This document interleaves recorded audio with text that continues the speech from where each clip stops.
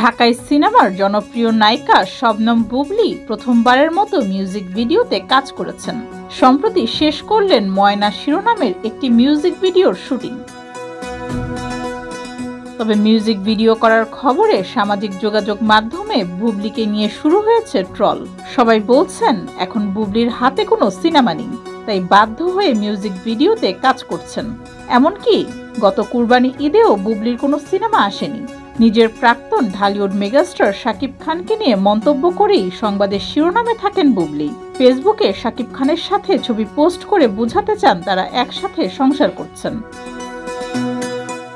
তবে জানা গেছে বুবলীর হাতে সিনেমা নেই, এটি সম্পূর্ণ ভুয়া তথ্য।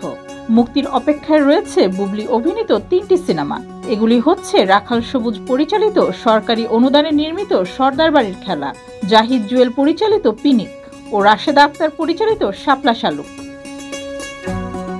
মিউজিক ভিডিও প্রসঙ্গে বুবলী জানান, এই মিউজিক ভিডিওর মধ্য দিয়ে দর্শকের সামনে নতুন এক বুবলীর আগমন হতে চলেছে।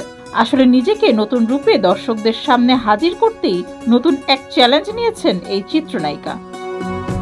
ডেস্ক রিপোর্ট, যুগের চিন্তা।